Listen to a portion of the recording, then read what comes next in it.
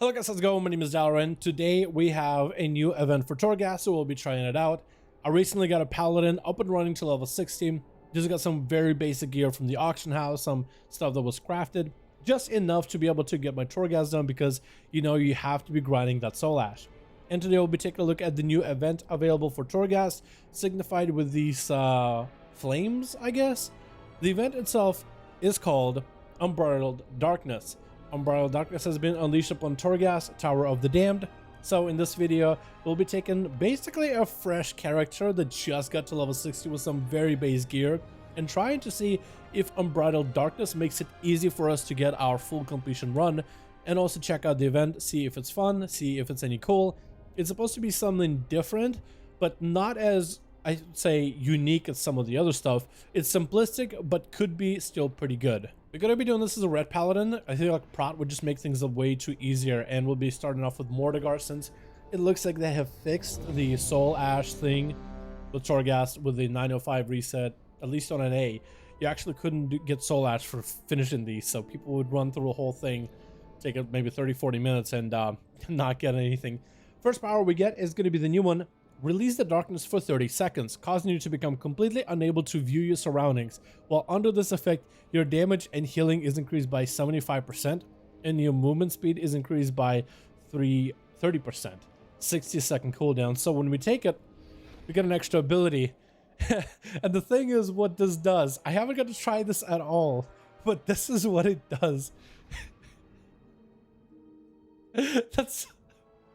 So now I'm doing 75% more damage.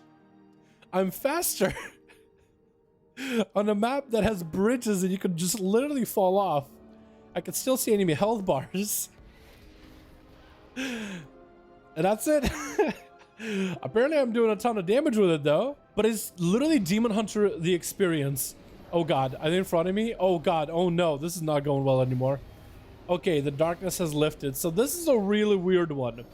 Really weird one. It's really simplistic, like I said earlier. All it does is basically gives you I actually had a bug that you could replicate in order to give you the same effect. So the bug was when I was trying to go from one level of Torghast to another, and you know how your screen gets all dark for a second? That's basically what this effect is. It's basically you're darkening your vision as if you're moving from one floor of Torghast to the next, and now you get 75% more damage because of it. So really weird ability. Gives you a Demon Hunter gameplay, because you basically, I mean, you're literally blind when what's happening.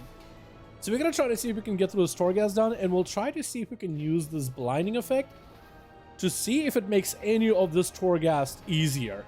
Okay, so we don't really need to go super far. We're actually gonna bubble, just so we can do the most damage to everything. And 75% damage increase, I mean, that's sizable. These guys are just melting. I'm dying though. Pop a heal. Back up. It's actually stunned the shade, so at least we get to reduce some of the damage. Big heal. Does this increase damage and healing? Damage and healing, so it's actually quite good in survivability, as long as I just don't move. Kill the shade. Oh, I didn't even realize it was standing in puddles either. That's really bad. Okay. Oh no. Oh no. Actually, just avoid him completely. Is this line of sight? I don't think it is. One more. Please don't die. Oh no, more rat, please don't. What? Oh no. Oh, I was so dead there. Okay, let's take a look at the other power we get out of this. Here we go. While under the effects of Unbridled Darkness, gather 100% more anima.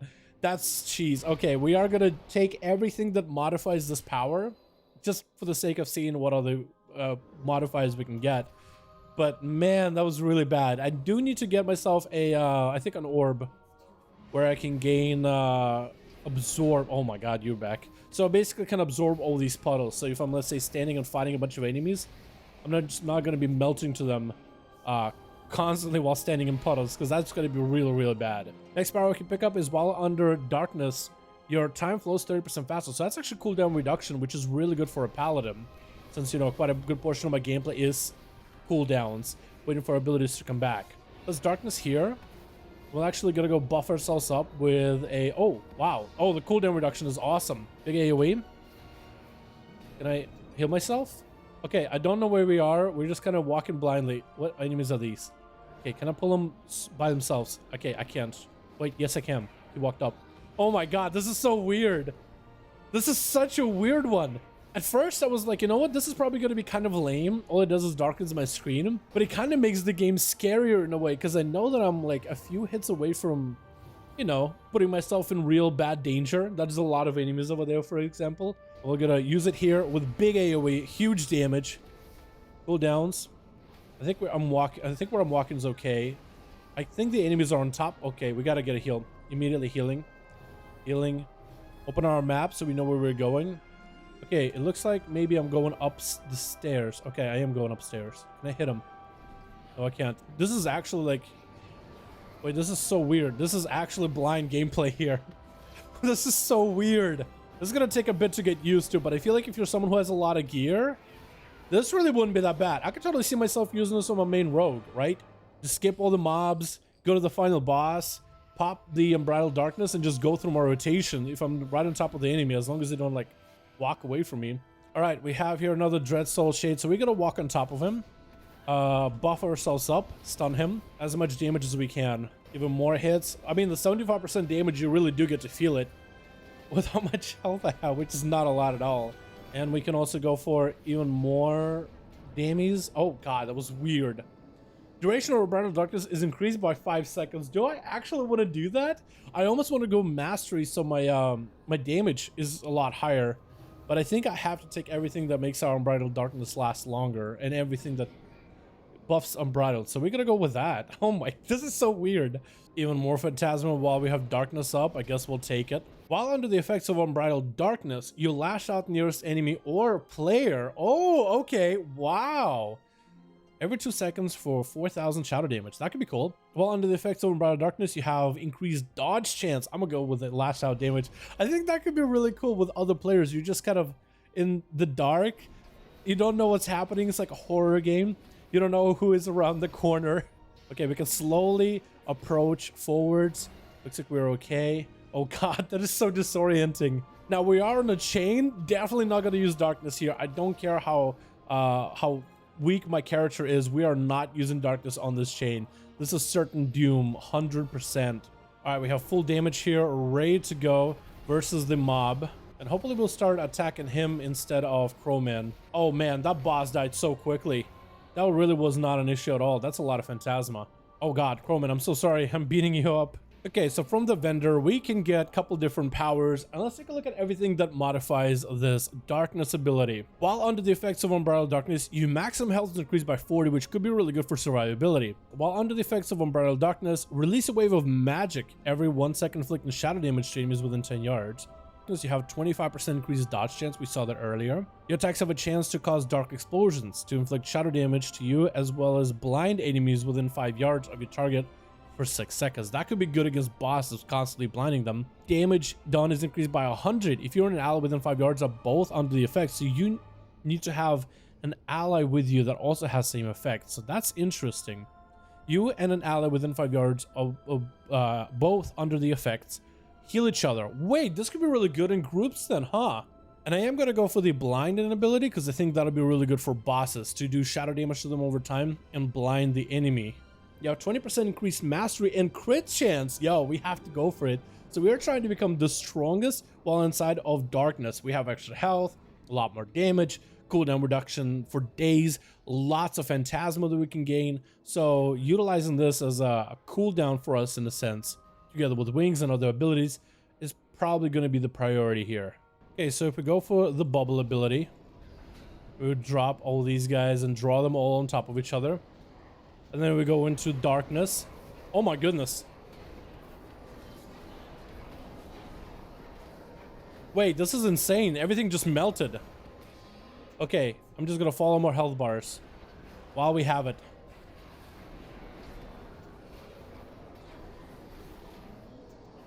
Okay, that was a lot of enemies slain just now.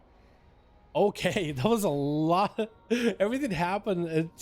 Everything happened all at once. Let's pull these guys over to this massive clump. Normally, I struggle with these massive clumps unless I have a bit of gear.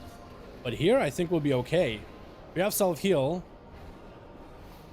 We also have a stun. I'm not even touching these enemies for the most part. I'm just standing still. That's a lot of Phantasma from that group. I came back with a lot of Phantasma, a big haul, so we should be able to buy a lot of extra powers if the vendor has anything for this Phantasma. I don't think any of this stuff is it, so I think it's about the same stuff that he usually sells.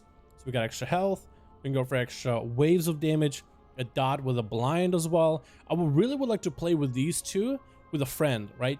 Just gonna go at enemies and let's go for the dodge since, you know, that gives us more survivability.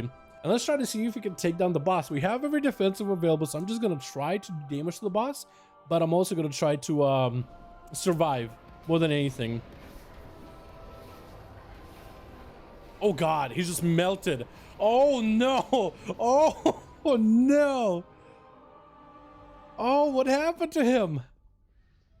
Oh no! Oh no! He just got blasted.